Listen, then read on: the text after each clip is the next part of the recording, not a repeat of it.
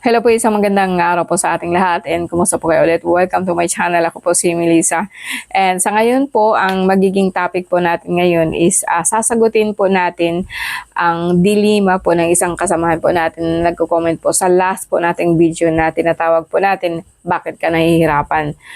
And from then on, kung ano man po yung comment nyo sa baba, is yun po ang magiging topic natin next time. And sa ngayon, if you see sa lahat po ng mga zodiac sign ko, parang mas nakikita ko po na mas marami po sa atin ang nahihirapan financially, lalong-lalo na po sa mga ina na itinataguyod, no? Shout out po sa lahat po ng ina na kung saan talaga po nagsisikap para sa mga anak, no? And alam ko na minsan talaga po may mga bagay po tayo na ang hirap abutin, no? Dahil nga po sa physical or limitasyon po ng physical na mundo po natin na imposibleng makuha po ang mga bagay na to. But then, bibigyan ko nga po kayo ng solusyon, no? Nasa sa inyo yun kung susubukan nyo. And para sa akin, kung continuously ninyo siyang ginagawa, meron pa akong ibibigay na time frame or whatever, no? Maybe next video, no? Sa ngayon po, like, magbibigay po ako ng sample kahit paano, and pwede po ninyo itong gawin sa lahat po ng problema po, no? And eto actually is like, basahin ko po, no? Basahin ko yung message po niya sa akin, no?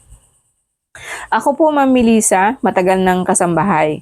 Gusto ko pong matubos ang lupa ng magulang namin. And wala naman pong sapat na pera, sobrang mahal ng bilihin. Nakipagsapalaran po ako sa pagtaya ng loto. And you see guys, no, etong si Susan is mayroon po siya talagang eksaktong ini-aim, or sabihin po natin specific po na items na gusto niyo makuha base po sa PM niya sa akin, no. And masabi mo naman po talaga na parang kumaga sa akin, ang problema is like nakasanla po yung lupa ng magulang niya and gusto po sana niyang tubusin. And paano po niya matutubos kung isa lang po siyang kasambahay? Alam niyo guys kung magkano lang po ang kasambahay, no? And mag-range po siya siguro pinakamataas 10, depende po yan, no?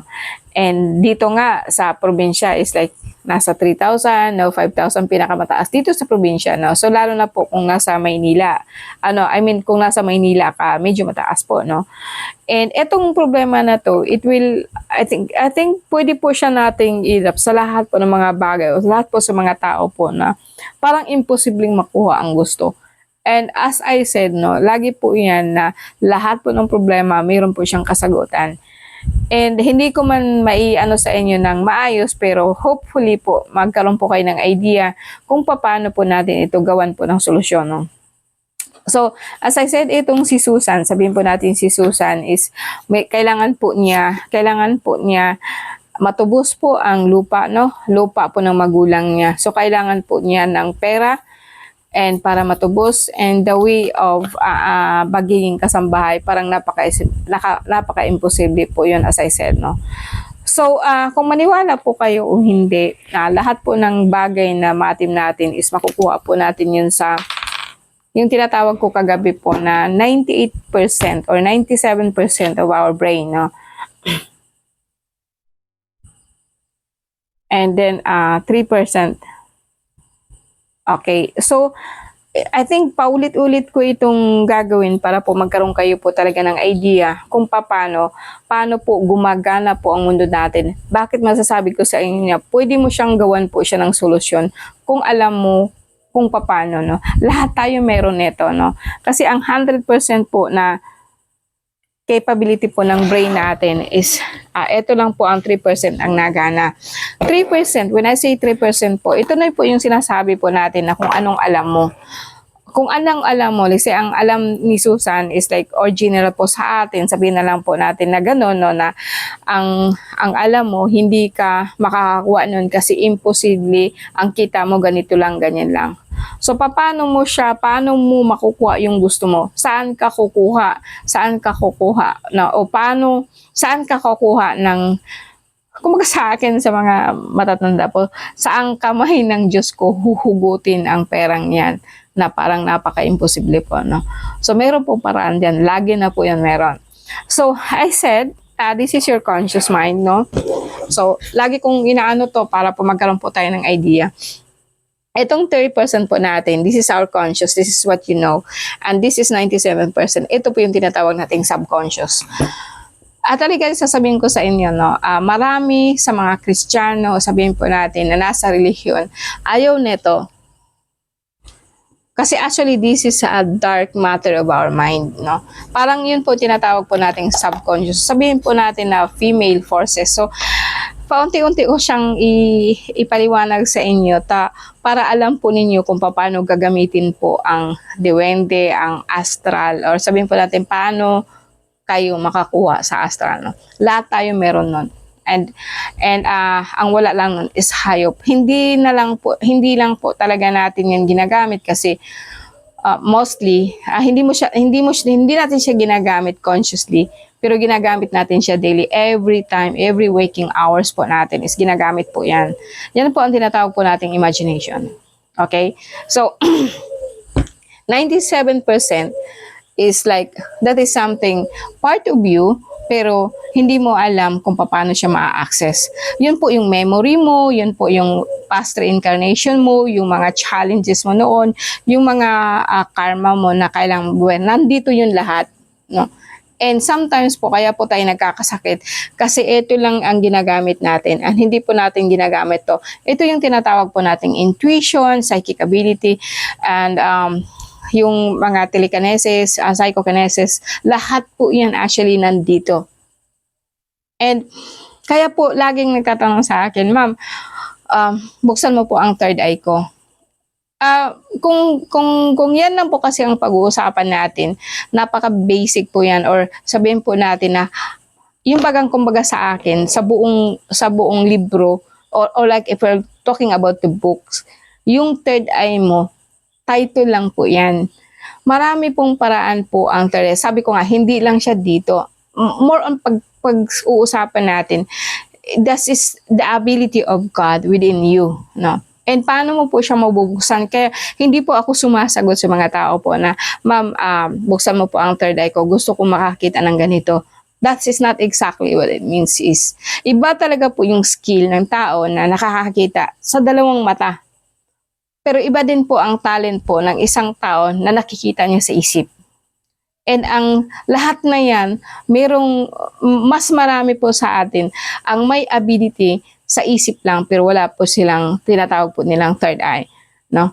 Pero pagdating po ng panahon na kumbaga sa akin, lagi mo siyang gagamitin, lagi mo siyang anuhin, is like magbubukas po yung tinatawag po nating window, or sabihin po nating window of our soul. Kasi po natatrap po yan. Natatrap po eto kasi is trap ng mga personality mo na mayroon kang capabilities kaso lang hindi mo siya ginagamit. And mind you guys, na talaga pong lahat po yan ng mga yung last kong is like talaga pong demonic, no? Iba yung niya, parang meron talaga siyang problema sa akin talking about duwende, no? And meron din pong parang ang impression niya sa akin is like parang galit na galit siya sa akin, no? And it is because like it's abolished in the church, no? Parang it is against the doctrine of our church.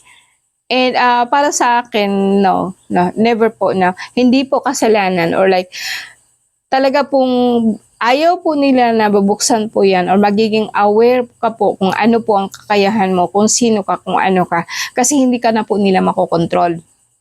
Yun po ang dahilan kung talaga kung bakit mostly sa school natin, tinuturuan po tayo ng 1 + 1 is equals to 2. Pero yung mga dropout talaga, hindi nila yun, hindi ko magigets yun, no, na hindi naman sa lahat ng pagkakataon 2 yan. And kaya po mostly sa atin talaga po, kaya 97% po sa atin nahihirapan kasi 97% po sarado po itong isip natin. Sarado po talaga yung pinaka inner self po natin, yung tinatawag po nating higher self. sarado po yan. Bakit sarado yan? Kasi punong-puno po tayo nito.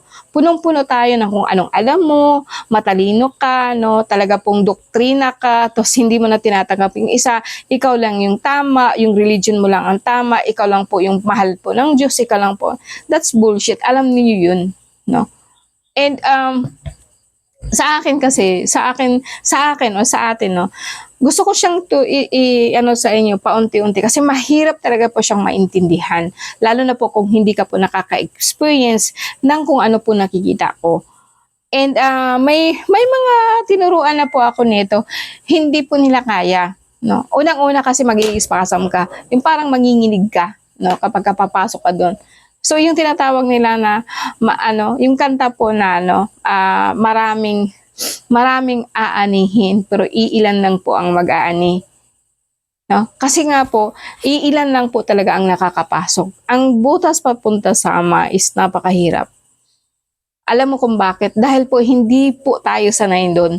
Hindi po yan tinuro sa atin. So, kung bilang isa kang kasambahay, napaka-imposible po kung meron pong problema. Kung halimbawa, no, kasi hindi naman niya sinabi yun lahat or something, pero magkaroon po kayo ng idea. Let's say, for example, kailangan mo ng 200,000 para po matubos po yung lupa. Ang 200,000, imposibleng maipon mo yun. Lalo na po kapag daily, doon pa kukuhanin yung pagkain ng mga anak mo, yung school nila, yung ano nila, sa mahal po talaga ng bilihin ngayon. No? Talaga pong imposible yun. Imposible yun kung dito ka magbabase. Kasi ito kasing mundong ito, yung tinatawag po natin na 3D. Yung tinatawag po nating 3D world or dito sa mundong ito, like the physical realm, dito. Napakahirap po nun pong isipin mo kasi mostly sa atin, they are thinking about very limited. Limited lang sila, no? Kung ano lang yung nahahawakan nila, yun lang alam nila. Kung halimbawa nga, meron silang sahod po na 300,000 or 300 pesos a day, yun lang po ang alam niya. Yun lang po ang kaya pong abutin ng utak niya. Kasi hanggang dito lang po siya. Hindi niya nai-imagine, hindi po niya naiisip na pwede siyang kumita ng mas higit pa pag hindi po siya nakakapasok dito. And mostly sa atin actually talaga is a beggar or beggar. Ano ba? Bagang beggar po dun sa simbahan. Diyos ko, bigyan mo ako ng ganito. Diyos ko, bigyan mo ako ng ganito. Kulang po ako ng ganyan. Kulang po. Why we are all lack? Lack po kasi yan eh. Pero, hindi man kasi natin po alam na talaga po pwede pala yung ganito, no? So, paano mo siya makukuha? Paano mo siya makukuha itong tinatawag ko sa inyo na 97% po? So, ang pinaka meron ka po na above the rest na talaga is like, kumbaga sa akin, kung gagamitin mo siya always, kung gagamitin mo siya consciously, yung bagang purposely, yung talaga pong hindi siya yung ano lang, hindi lang siya yung okay lang, pabayaan mo lang siya or pero kung gagamitin mo siya sa oras po ng bago ka matulog or like kung meron kang time, let's say about 10 pinakamaliit na 10 minutes, sabihin natin from 10 seconds. Okay? From 10 seconds to at least 30 seconds or 1 minute. Gagamitin mo to siya. Gagamitin mo ito para makuha mo yung gusto mo at makapasok ka po dun sa tinatawag ko kung 97%. May psychic ability ka man o wala, bukas man yung third eye mo wala, hindi yun importante. Ang importante yun, i-close mo itong tinatawag na 3%. No? Huwag kang maniwala. Kalimutan mo na isa kang katulong. Kalimutan mo na ang sahod mo is ganito lang. Kalimutan mo ang mga bagay po na kung saan araw-araw mo siyang nakakasama. Kasi kalimutan mong mahirap ka. No? So, naano po ninyo ako, nasusundan po ninyo ako. So, itong mga bagay na to, imposible man yan, madam. Imposible nga po kung dito po sa mundo natin magbe-base. So, ano po ba ang paano mo siya gagawin? Is yung tinatawag po nating imagination. So, ito na yung tinatawag ko na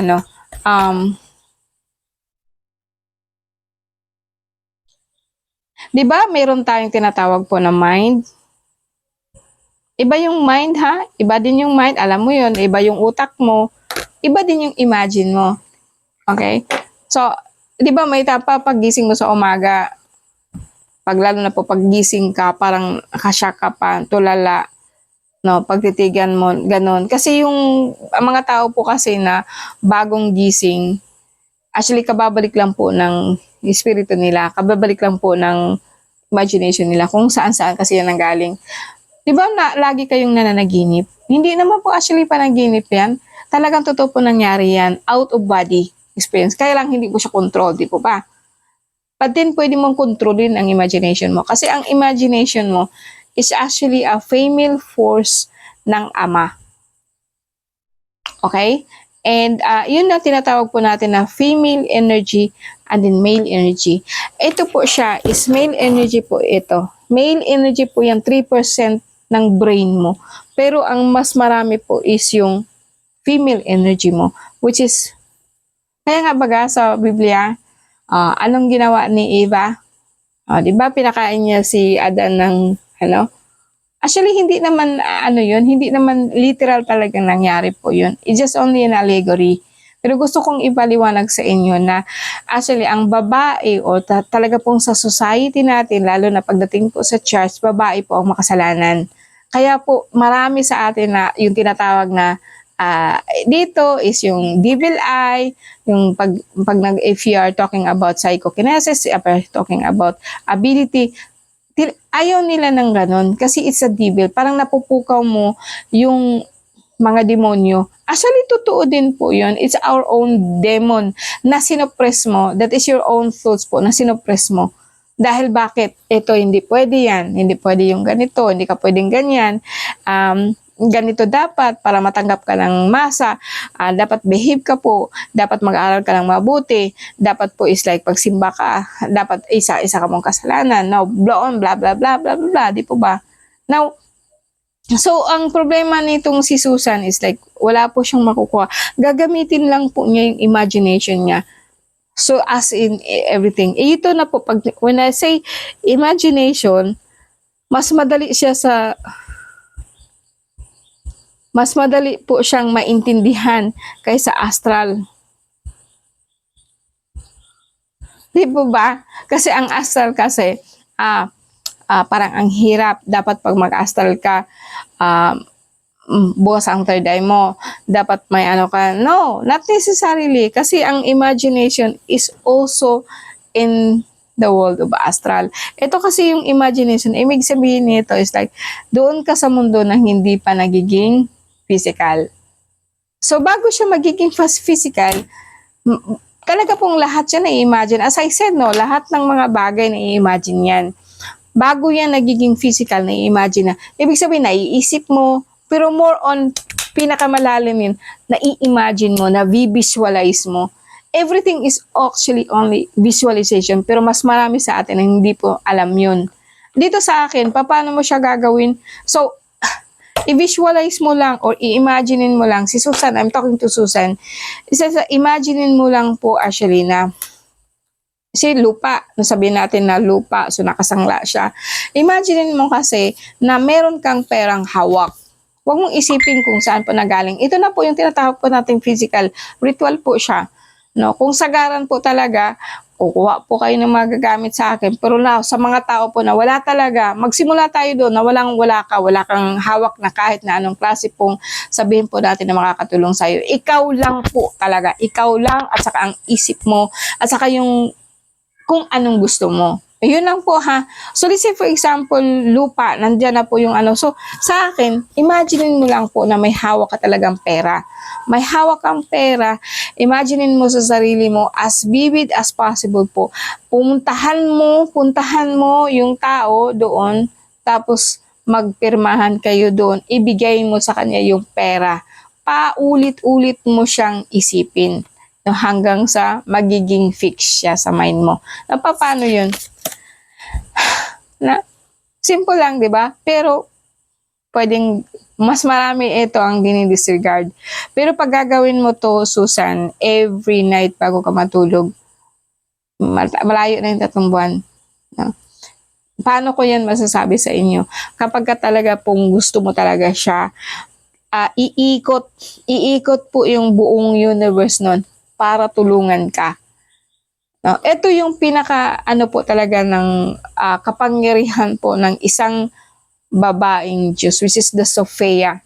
Ang Sophia po, yun po ang feminine force po ng Ama, na kung saan mostly sa religious ayaw nila. That is your subconscious. At saka yung conscious, subconscious, mas malakas ang subconscious. Yung sinasabi ko baga sa inyo, nasaan yung 98% or 97% po ng brain natin? Nandun yan, nakalock yan. Bakit? Nilalak talaga yan. Kaya nga baga marami po ang hindi aware kung ano nangyari sa life nila. Hindi nila alam kung sino sila, kung anong kapangyarihan mo, kung ano magagawa mo. Kasi nilalak po talaga yan. Sinara po yan. No? Paano mo siya mabubuksan? Mabubuksan lang by way of imagination. I-imagine mo lang. And then, magbubukas yan pa kunti-kunti. Kaya nga baga, lahat ng kapangyarihan, lahat ng dewende na gusto makausap, imagine lang yan. So, stick tayo dito. So, itong si Susan, ang gagawin po niya is like, mostly, bago matulog, pinakamagandang paraan na magbubukas yung mind mo. Magbubukas yung mind mo niyan sa mga oras po na yan. Lalo na po pag yung tinatawag pong trance or naka-induce sleep or parang mahiga ka talaga. And yun yung tinatawag ko sa inyo na meditation. Pero wag na nating pag-usapan yun. Doon ka po sa talagang pong parang antok ka na. Parang antok ka na po, and then balikan mo yung isipin mo na may pera ka, may hawak ka talagang pera, isipin mo talaga na may hawak ka na pera as vivid as possible. Kung kailangan mo ng bandol-bandol, maghawak ka ng perang bandol-bandol. So imaginein mo yun talaga as vivid as possible, pati amoy niya, amoy-amoyin mo siya, tapos isipin mo talaga kung anong gusto mong mangyari dyan sa perang yan. No, dapat hindi ka po makalimot kasi minsan po sa astral kasi parang dahil nga parang tutong-tutong hawak mo yung pera, hindi mo ibabayad yun doon sa kanya. Baka po sa ibang bagay mo siya mai-imagine. So, as much as possible, anuhin mo po na kaharap mo yung tao po na pagbibigyan mo ng pera.